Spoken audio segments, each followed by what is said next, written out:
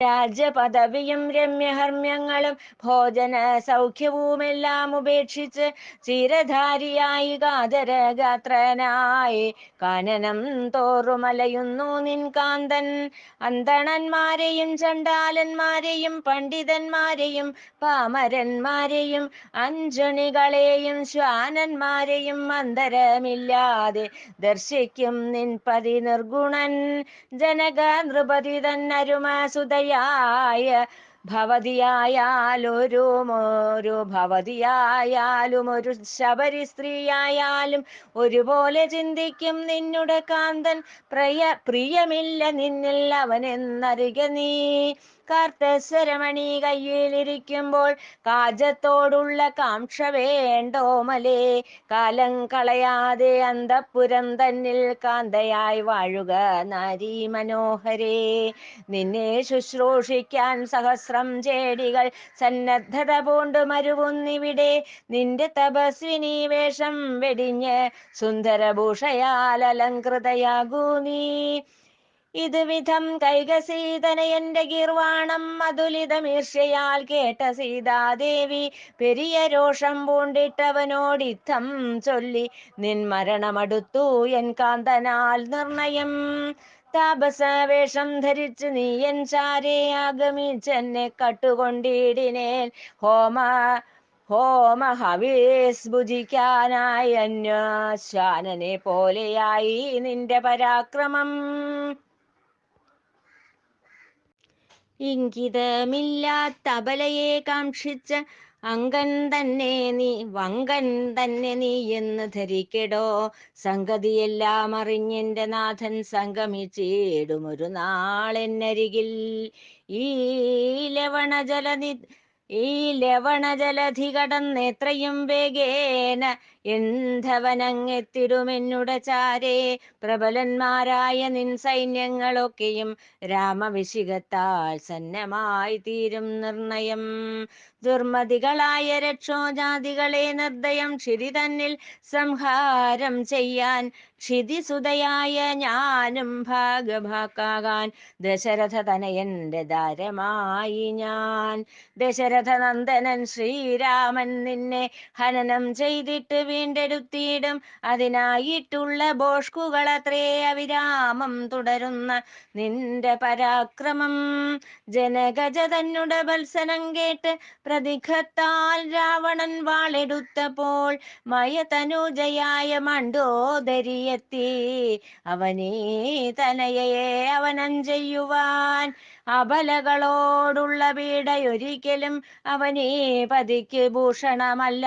പതിവിരഹം പൂണ്ടങ്ങിരിക്കും തരുണിയെ വെറുതെ വിടണം ലങ്കാപുരീനാഥ. ധനുജരും ദിതിജരുമായുള്ള യോഷകൾ ദയിത മനസ്കരായുള്ളവർ നിന്നിൽ പരിരംഭണത്തിനായി അവരുതകും നിനക്കെടോ. സുചരിതയെ നീ വെറുതെ വിടുക. ഇതു കേട്ട് ത്രപമാർന്ന രാവണൻ പിന്നെ നിശിചരികളോടിത്തം കഥിച്ചു.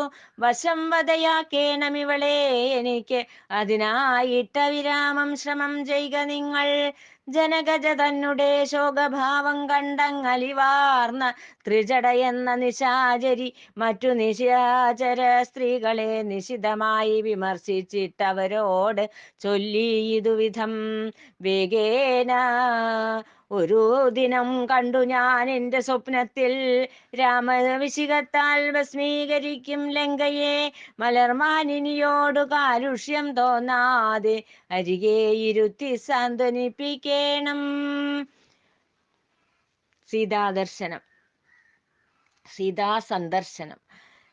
അഖില ജനത്തിനുമധിപനാം രാമൻ തന്നരുമ സഗർഭ്യനാം ലക്ഷ്മണനും മറ്റു സഹജവാനരരുമെല്ലാവരുമൊത്ത് ഈ പുരിയിൽ വന്നടരാടി സീതയെ നേടും. ഭൂപനെ ഘാതം ചെയ്തിട്ട് ദശമുഖ സഹജനെ രാജ്യമേൽപ്പിച്ച് ക്ഷിതിസുതയെയും കൊണ്ടയോധ്യാപുരി പൂകി പ്രണിധാനത്താൽ വാണു നിപുണനാം രാമൻ. അതിനാൽ കൃപയോടെ ഏതാനും വാസരം ധരണീസുതയെ കാത്തുകൊള്ളേണം. കലുഷതയെല്ലാം കളഞ്ഞു മൈത്രീഭാവേയി വനികയിൽ അവളുടെ കൂടെ വസിക്കനാം. പ്രിയമുള്ള സഖിയുടെ വചനം ശ്രവിച്ച രജനീചരികൾ സാധ്വസമ്പൂണ്ട ക്ഷിതിജതൻ ചാരേ ഹാർദ്രഭാവത്താൽ ഉപചരിച്ചവളെ വാസരം തോറും. ഹനുമൽ സീതാ സംവാദം. ശിംശപാവൃക്ഷത്തണലിലിരുന്ന് സന്തതം ഭർത്താവിൻ ചിന്തയിൽ പൂണ്ട് സന്താപത്തോടിരിക്കും ജാനകി തന്നന്തികേ ചെന്നാനാഞ്ജനേയൻ മുതാ.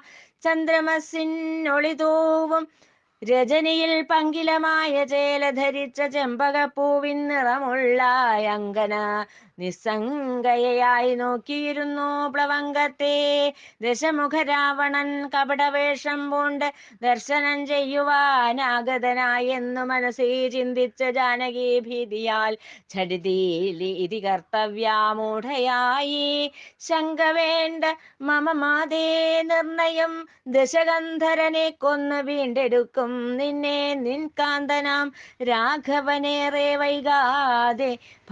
ചിന്ത വെടിഞ്ഞ് നീ സ്വസ്ഥത പൂണ്ടാലും. ഇങ്ങനെ ചൊല്ലി ആഞ്ജനേയൻ ക്ഷണമങ്കനയുടെ ഭീതി നശിപ്പിച്ച് തൊണ്ടിപ്പഴ നിറമൊത്ത ചരണത്തിൽ നമ്രശിരസ്കനായി വീണു കിടന്നു.